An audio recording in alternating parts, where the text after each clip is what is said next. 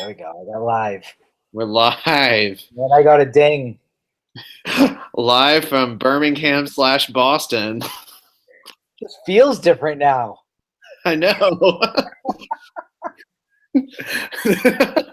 Superstars.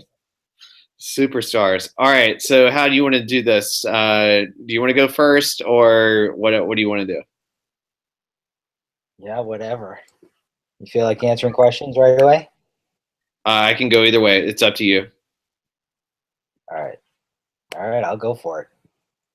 Okay. So you're going to ask first? So I'll ask first. Okay. Sounds good. So I don't think we have to go over this precursor stuff, right? You agree to be interviewed? Yeah, I'm good. You good with that? Can I record you? Please do. All right, you good with that? Yes. All right, so that kills like 6 paragraphs. Yes. That's 20 minutes right there. Perfect. Anytime you feel uncomfortable or need me to rephrase, please feel free to do so. Let me know. I was made uncomfortable. All right, here we go. So I would like to just get some background information. If you could tell me a little bit about your story, why you decided doctoral program, and what was the moment at work or in your life which drew you to pursue a doctoral degree? Sure. So I am a teacher at an independent boarding school in Alabama. And at the time I decided that I was interested in pursuing a doctoral program. I had been at the school for 4 years, and it was in the spring.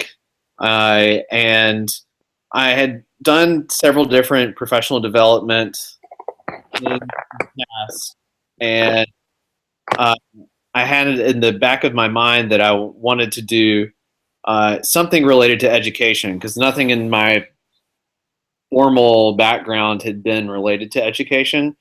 And so I looked around at sort of the local universities, and nothing really seemed to fit in with what I was interested in. Everything seemed very much geared towards training folks for the public education system here in Alabama, and that's just not where I saw my career going. So I looked online to see what other delivery systems existed out there, and I saw the Northeastern program, and I was familiar with Northeastern from sending some of my own students to the university. So I thought that the program looked interesting, and I liked the way that it combined online work with residencies, and that it was fairly intense and could be accomplished if one kept pace in a relatively decent amount of time. And the idea that it kept people engaged in their full-time work and used the site of work as a site of research as well. So and nothing seemed to be an overt negative going forward. And I had support of my institution, and so I applied and got in, and then immediately started coursework in the summer of 2014, and now I'm here at the end of my coursework. So you talked a little bit about how you were looking for a program in education, but that was not necessarily your background previous to this point.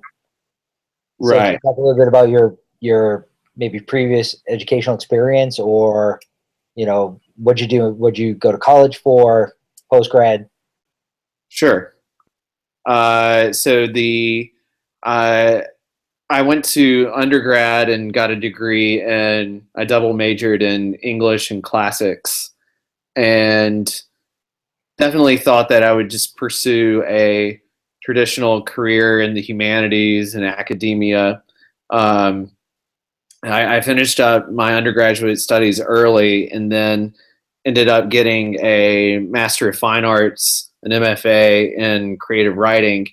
And while I was doing my MFA, I had a graduate instructorship in the English department at the University of Mississippi, and really enjoyed doing that. I didn't really think I would go to any more school because the MFA is a terminal degree, and so I'd done the highest thing in my field, and could teach at a college if I wanted to, or secondary, like I ended up doing. But I was in the classroom without having any sort of actual education in education. And I sort of just dismissed the idea of studying education as a field that, oh, if you can do it if you know your subject well enough, whatever you're teaching, then you don't need to go and study education. That seems sort of like a worthless pursuit. But after being in the classroom for 6 or 7 years, and I was like, there's some science, there's some real some legit things to be learned about the art or the craft of teaching. And that's why I really decided that I wanted to know more about this thing that I was doing, more so than just this seems to feel right or this seems to work okay based on my own experiences, but to be engaged in a conversation beyond my own experience. All right. So now that you're in the program, and you've been in the program for quite a while now, can you tell me about your time as a doctoral student? Looking back at your coursework, what can you share about your learning and your journey? So it's definitely been a constant negotiation of different demands in life. So I guess it's been really intense. I should have known that going in, but you hear 2 courses a quarter, and that doesn't sound all that bad. But then when you stack onto it a full-time job and trying to maintain some sense of sanity, it does get to be a whole lot. But I'd say that the journey has definitely been one that requires you to take a big view, a broad view of everything going on in your life, and to prioritize what has to get done when and in what fashion. So I definitely can say that over the past whatever couple of years it's been, I've been really productive, and I'm certainly proud of everything that's gotten accomplished. I don't really know how I pulled it all off. It doesn't seem like there are enough hours in the day to do everything that we've needed to do. But there definitely had been some really great moments where you get a new idea, or you have a reading that sort of illuminates what's going on in your everyday life, and in your job, that actually is in conversation with the work that you're doing in your coursework. That really is a great thing. At this particular point, though, I'm ready definitely to get into the independent research. That it's time. I have maxed out all the goodness from coursework, and am ready to be kind of a lone wolf and do my own thing. So, and I would agree with that. One of the key components of a lot of doctoral programs, but especially this one, is to develop the students into change agents. And we've heard that term since the very beginning, and it's been a consistent theme throughout the program. Is there anything that sticks out in your head, any key experiences or people or processes that have enhanced your learning experience that really have helped you feel like you've developed further as a change agent, so then when you complete the program, you can take what you learned and bring it forward? Definitely. I think that throughout the program, we've had opportunities, or we've been pushed into different conversations in our workplaces that have almost forced different things that matter to us to be considered in an intellectual way by some of our colleagues, or our superiors, but also in a real way of like, well, how could we enact these things that we're talking about?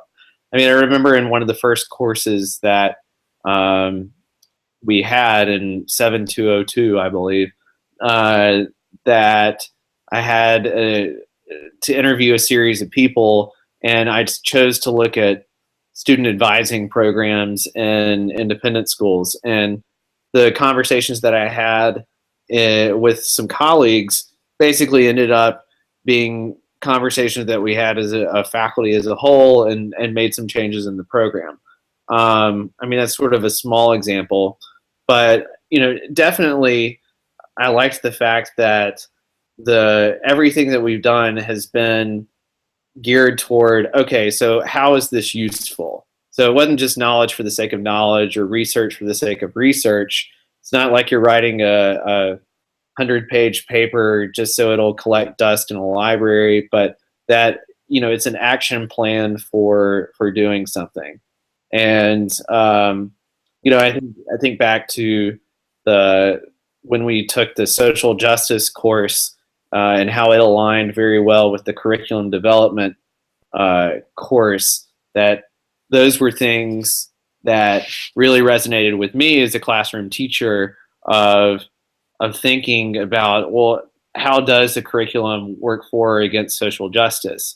And so that made me sort of take a reflective look at my own practice and think about how I'm building a course and what that meant for my students' experience. So, I think that really every way you look at the idea of change, you don't just get a degree to just get a degree. I mean, you get a degree for a purpose, to an end, or to start some sort of process. And so, I think it's sort of an obvious thing that we're all engaged as professionals in doing this process for a particular, not just to support the status quo, but to change things. Okay. And, I initially was going to ask 5 years from now, but let's say 3 years from now, when you're Dr. Ray and you're in front of a group of prospective doctoral students and they're just about to begin their journey. What advice would you give them about how they should approach the whole process? I definitely think that you got to think long term and make some trade-offs along your journey. You really do have to prioritize what you're doing on a weekly basis, but just take the time to really plot things out, rather than just looking very nearsighted, from one week to the next, but look at the big picture of things. Another thing is that I would say, establish the relationships early in your program that will carry you throughout the program. That can be something that sustains you when you're really not feeling energized by your work, or you're really needing to focus your attention more on your job or your family or whatever it may be, those other things that you experience because you're a human. Establish the relationships so you can talk to people, and not just about what you're reading in a book about curriculum development, but you remember the human side of everything else that you're doing, especially in a primarily virtual setting. I think that's really key, is to build that group. So that was actually going to be my next question about the kind of the connection in the virtual environment versus attending classes. As many of us did for undergrad and even grad school, in person for the whole thing. What are some of the key components that you think are essential in a virtual program to keep the students connected? Well, I think one thing to remember is that in the courses that are just purely using a platform like Blackboard, where it's the discussion postings, and then you've got your readings and you have papers, and there's not a lot of human connection, that those tend to be more of a struggle for me. I do enjoy the moments where you get to interact with other people via Google applications, like Google Hangout or Skype or phone calls or anything, just to have a more personal engagement with people makes a lot of difference. But then I would say, establish a core group of people that you can stay in constant contact with via email or a group text or something like that to keep engaged, even when you're not necessarily even in a course together, but that you have that core support group. I guess technology can make things as personal or impersonal as you want it to be, and I think that in a long program, in something that is stretched out over years, you really do benefit by having more meaningful relationships with people as much as possible. So that's worth the extra work. So if you were to look back on the past year and a half, 2 years, and I'm sure there's been a lot of them, but can you think about one, quote, aha moment that you've had thus far in the program that's been meaningful to you? Sure. I guess, as going through the research sequence, I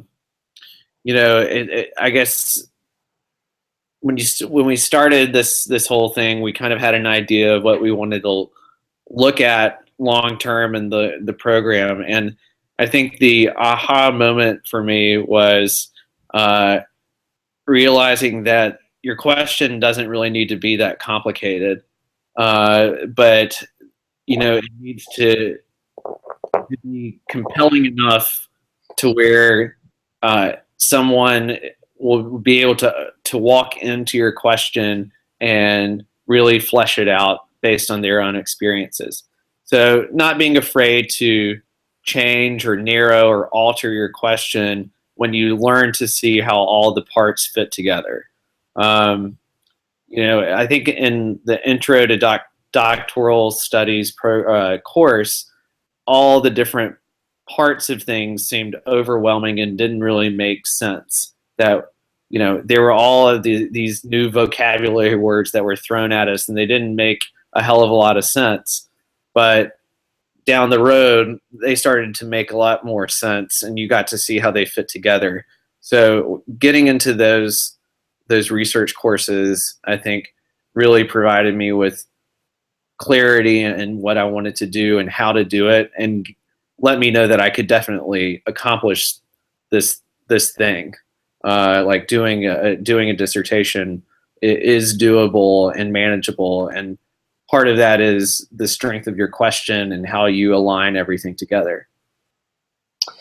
So as you develop that, and you mentioned kind of going into it with some idea of what your research question would be, your overarching research question, and as you fine tune that throughout all the coursework, is there? You can think back. Were there any specific courses, or was it kind of a culmination of the whole process that helped you think along the lines of, how do I get to my end result of moving into the dissertation process? This is my concrete research question. I'd say that a couple of things sort of gave me aha moments with regard to that. One was when I considered, originally I thought about asking a question related to the experience of LGBTQ students in independent schools. And then I thought about the risk and the potential harm that researching or using them as research subjects could really be problematic. And so I changed my question to something that would be sort of probing the experiences of teachers in independent schools. So I changed it to what have been the experiences of gay male teachers in independent schools. So I still have the same site of inquiry, but I think I have a much more doable or workable question that won't cause as many problems. And the way that sort of refined was through several conversations. Really, this summer I had several great conversations during residency that gave me insight onto how to still work in the same area of interest, but to take away some of the potential problems and obstacles to it. Then in further research courses, I realized that I could do an ethnography, which would be quite doable, and that there are plenty of people who've done studies that are similar to mine but not the same. So yeah, I think it was just kind of realizing what is a more manageable question to ask. And just finally, do you think the way the program was structured when you looked at it on paper kind of came to fruition and has followed along the lines that you anticipated, just in regards to structure and timing? Yeah, I'd say for the most part. Definitely after the first courses, I think because we started in the summer term, I was thought it could have been quite overwhelming because packing that intro to doctoral studies into 8 weeks is pretty grueling. But getting into subsequent terms made it much more manageable. But I think I'm definitely at the max point of doing consistent, uninterrupted coursework. So I'm definitely glad that's coming to a close. I definitely feel like I've built a lot of different skill sets in the process, but I feel like if I were asked to do more terms past this, it would be a real struggle. Well, those are the questions I have for you. I want to thank you for your time. Do you have any questions for me about the process, or do you feel comfortable with how we moved forward? I think that was great. I really hope that my answers were useful and that you have a great dissertation. Well, thank you. I appreciate it. All right. Roll 21 and a half minutes. Oh, okay. Perfect. That's awesome. Okay. Let me just hold on. Please, God, make it save. Okay. All right. Well, I think I got it. Okay. I'm going to stop this recording that I have and then restart another one.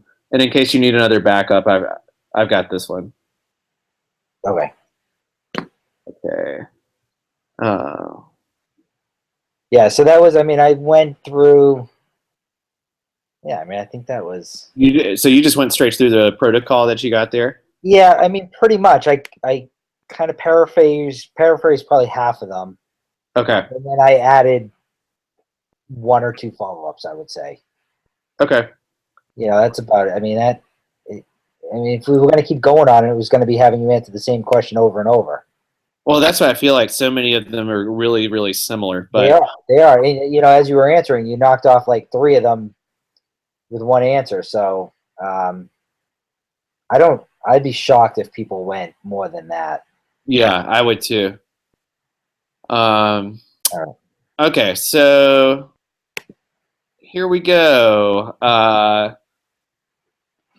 I guess so do you agree to do this interview? I'd love to ask you some questions about your experience in an online doctoral program.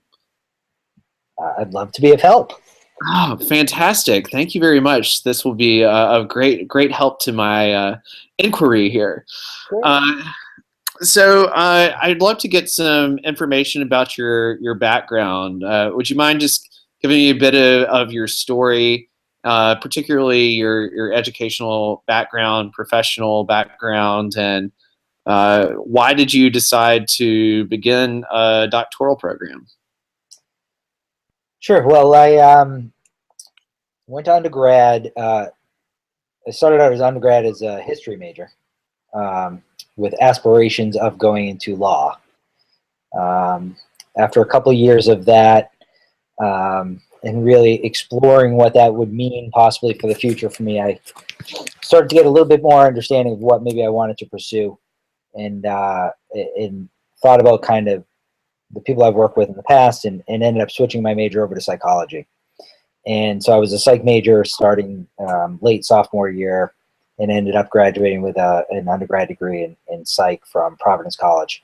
One of the things that I did when I was there, which was a requirement, but it ended up probably being something that formed my future, really, it had a huge impact on me, was senior year I had to do a residency, an internship at, we had a choice of different opportunities, and I ended up working at a school for children with autism.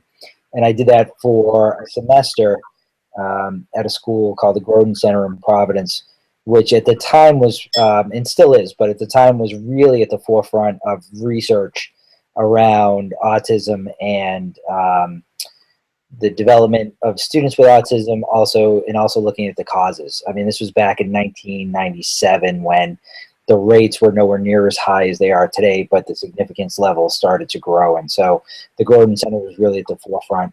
And to be a part of that experience in work, not only in a classroom with students, but also have the opportunity to work with some of the research professionals there, really started to solidify where I thought I wanted to take my future.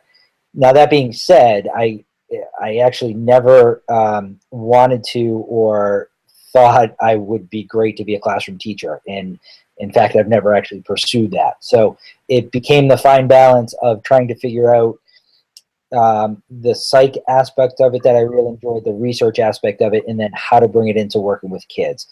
And so after I graduated with a psych degree and found out that nobody would hire me, I ended up working for a very similar program with the Groden Center as a teaching assistant.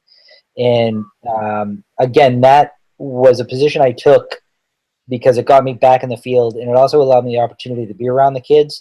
And at the same time, because it was an assistant position, you know, some of the responsibilities of that extra work of going home for hours and hours and hours were not there. It was really my responsibility was during the day. And so it allowed me the opportunity to pursue my graduate degree.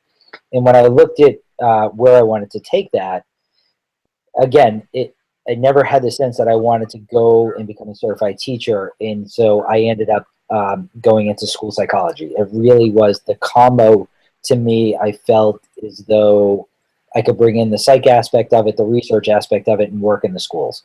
And so it was just the perfect marriage. And so while I worked as an assistant, I actually went back to grad school, got my master's degree in school psych, and as a school psychologist, to be licensed, you actually have to get a certificate of advanced graduate studies. So I had to go for an extra year to get a CAGS, and came out of that program a nationally certified school psychologist. So that was where I was at that point. I became a school psychologist at in a suburb of Boston, and enjoyed that role for a number of years.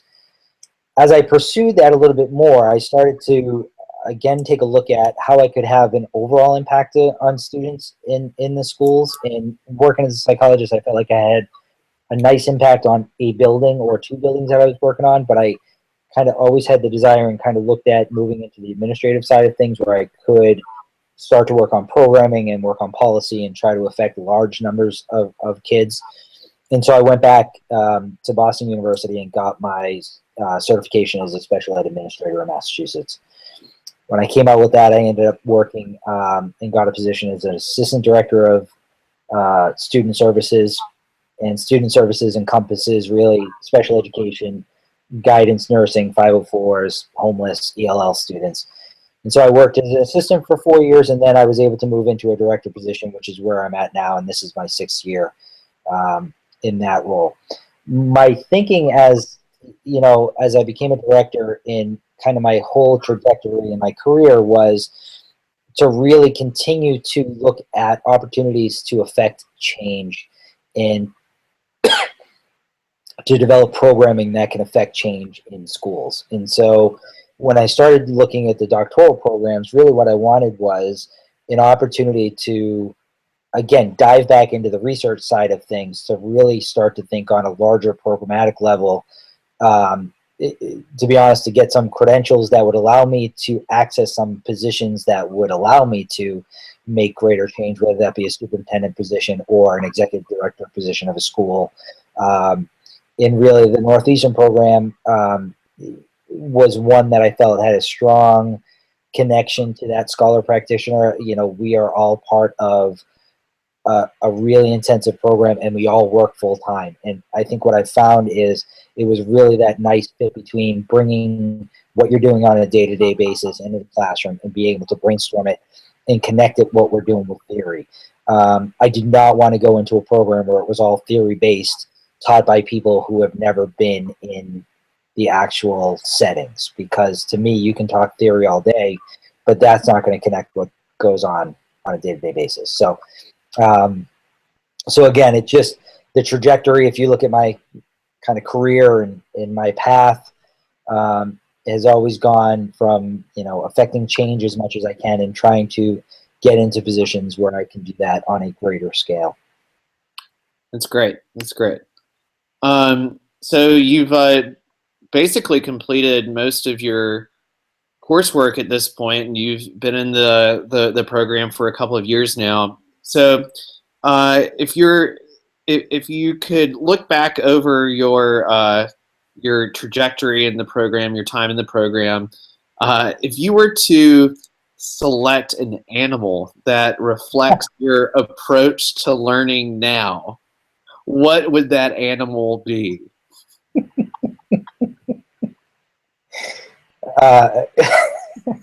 My approach to learning now? Yes. Holy cow! A cheetah, because I want to try to get this done as quick as possible. You know, I think, geez, I don't know. That's an interesting question. You know, the cheetah is not a bad. The coursework has been, I think you go through the ebbs and flows of really diving into it and enjoying being in the midst of, you know, the intellectual conversations and delving deep into the material. And then you get to a point where you say, okay, we got to move forward with this piece of it and try to run through it a little bit quicker. And you know, I think I'm at a point where the coursework has become incredibly supportive and helpful, but it has been a long haul. So let's see, maybe I'm a camel carrying the coursework on my back.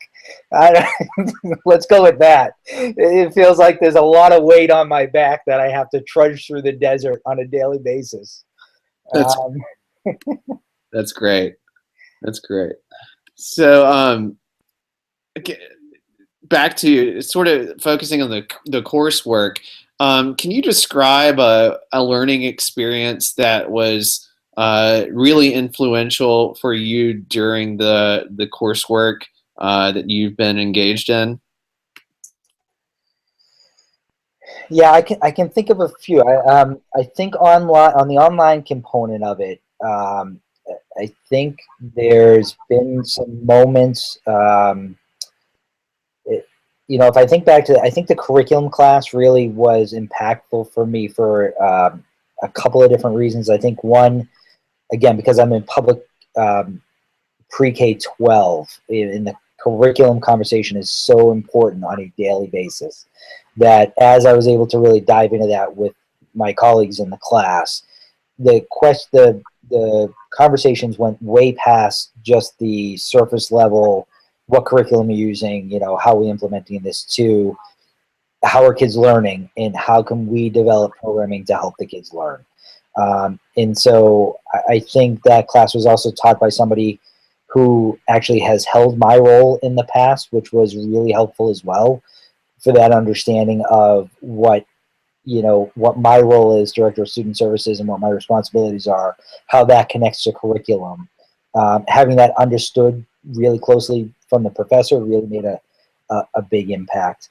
The other conversations that really come to mind, a lot of the residency conversations come to mind as impactful. And, you know, one of the workshops, I remember one of the workshops we went to really just put us around a table to talk about and to kind of pitch ourselves and our research as though we were presenting it to somebody who had no idea and was going to approve or not approve of what we were doing. And so we had a very short amount of time and had to be very succinct and concrete about what we were working on.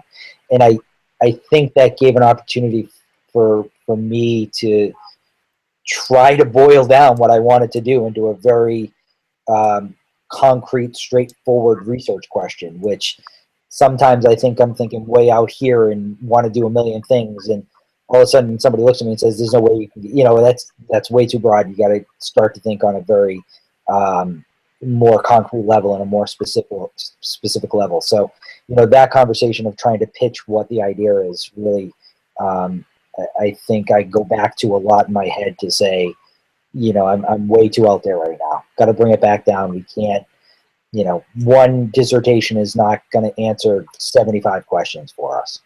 It's one at a time. We got to focus on one important topic and make sure you stay on track with that.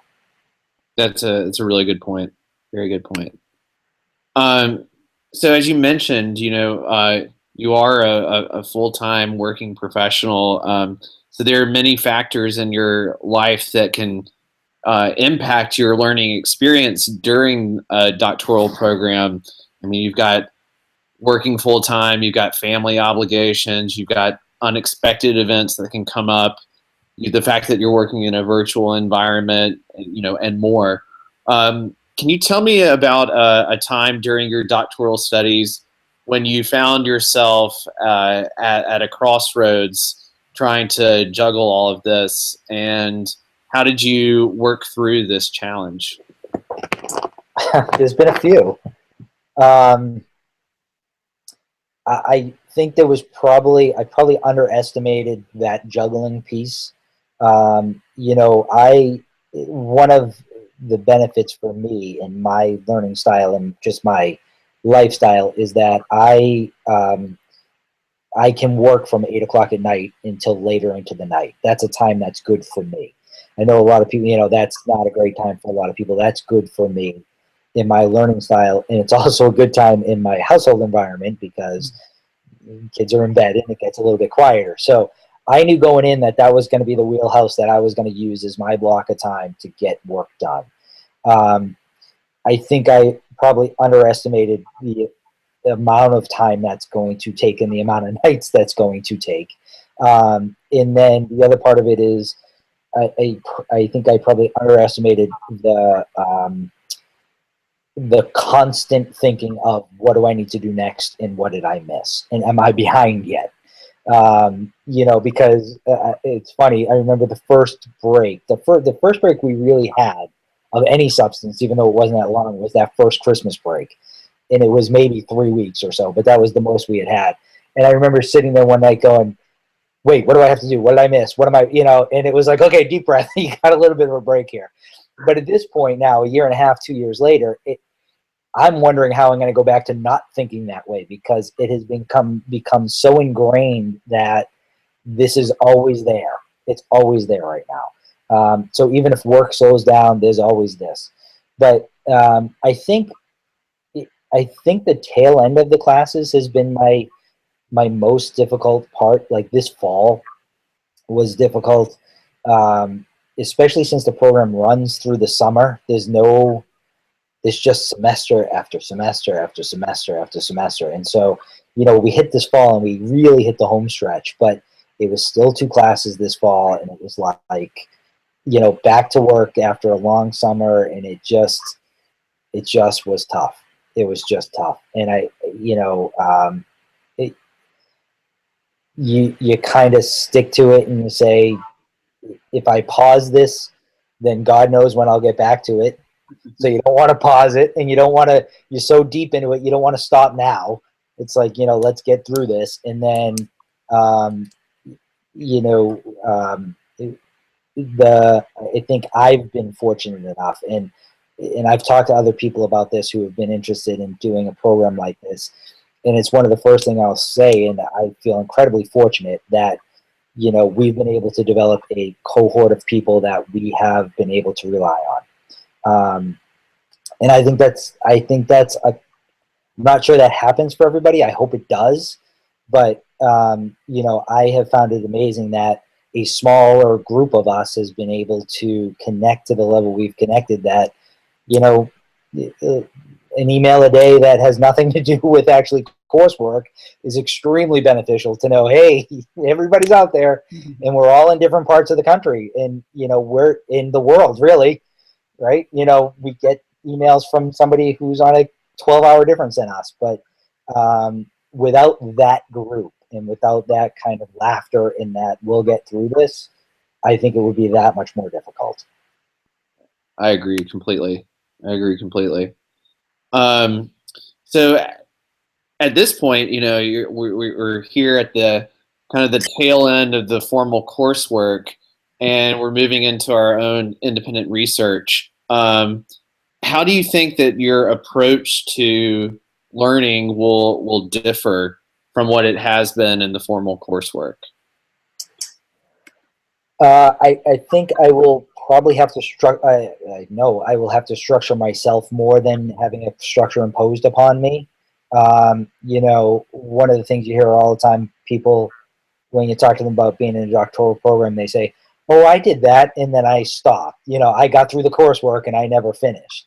And so, to me, the big difference from moving into the next phase is making sure that we or I impose a structure on myself, in a learning environment on myself that's conducive to saying, I can't take a week off. If I take a week off, then I'm going to take 2 weeks off, and I take 2 weeks off. The longer you don't get something done, I think the more difficult it is to get back in. So when you're in the coursework, you're embedded in a structure that's provided to you, and you either get it done or you don't. And then if you don't, you're not in that class anymore. So it's less of a wishy-washy opportunity to say, oh, I have time, or oh, I'll get to that, because you have deadlines imposed upon you. You know, with the moving to the next phase, we kind of have a deadline, but really it's a little ambiguous, where they say, oh, if you take 3 years, or if you take, you know, 4 years, it's okay, but don't take more than 6. Well, okay, I don't want to take more than 1. But to get that done, I think it's going to be really important to make sure that I shift my learning goals to not just following a specific syllabus like we're doing now, but to say to myself, you know, by the end of this month, this is where I want to be. By the end of next month, that's where I want to be. And making sure that I know that if you get behind on one thing, it's going to push you behind on all of it. And I think it's really important to keep a goal in mind, and to keep a date in mind for completion. And I think, you know, if I have that spring of 17 graduation date in my head, then that's going to be my driver. And I'm going to have, you know, and I will structure my time around that. And you never know what could happen within that, but you know, whatever's in my control to make a learning environment for me to get done for May of 17 is what I'm gonna put into place. Yeah, that makes a lot of sense. So now, since you've gone this far into the program, and you've already kind of alluded to the fact that you've talked to some others who've considered doing this, I think probably a lot of us who've been through a program such as this, and talked to other people, since we do work, people are curious about what we're going through, what we've done, and whatnot. So what advice would you give to someone considering pursuing a doctoral degree that includes significant online work? I think I would advise that they do their research on what the program entails. I think there's a lot of different online programs right now that have different models in place, whether it's more of a hybrid model, or whether if it's a true online program, or, you know, like ours, a program with a residency. So I think doing the homework to really have an understanding of what the 2-year commitment is going to look like is important. I think you have to take stock on what your learning style is. The online environment in working through Blackboard, if you are somebody who cannot, if you don't learn that way, and you have to process a little bit more, and you have to have those personal conversations face to face, and maybe it takes you more time to have to work through something, then that's going to be a little bit more difficult, I think.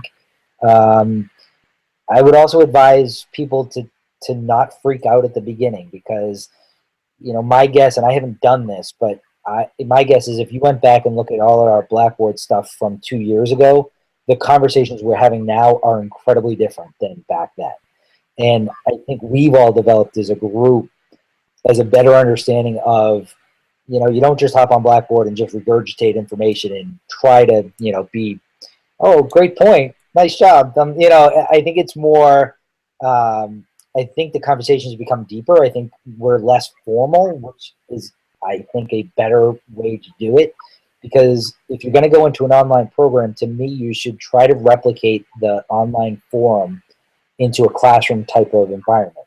And if you're in a classroom for 2 hours, you're going to be able to look at somebody and have a back and forth conversation at an informal level and push each other. And I think our Blackboard conversations have developed into that. I don't think they were there.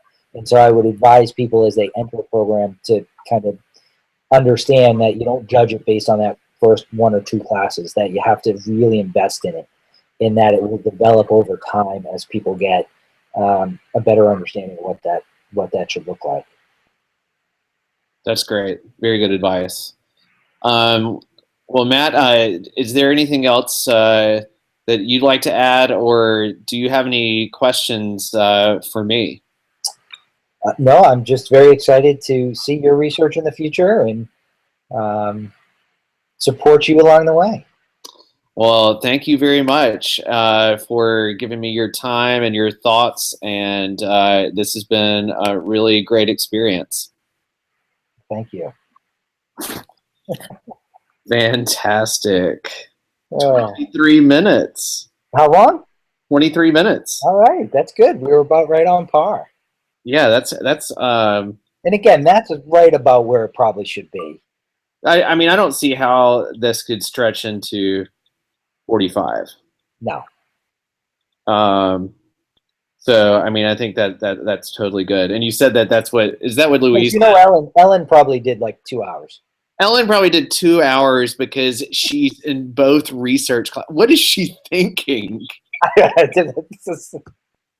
That's absolutely bonkers.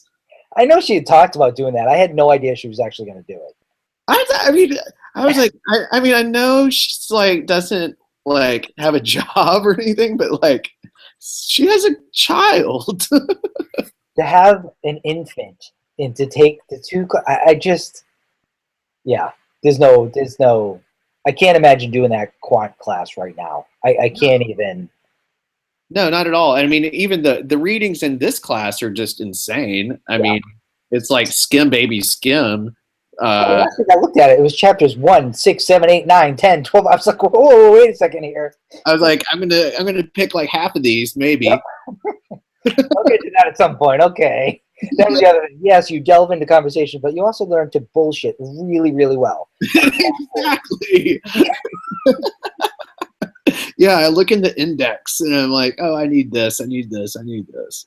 Did you talk to her on the phone? Did you have a phone conversation with Medway? Yeah, it was actually fun. Are we still live? Yeah. How do I do this? Should I stop the broadcast? I would stop the broadcast.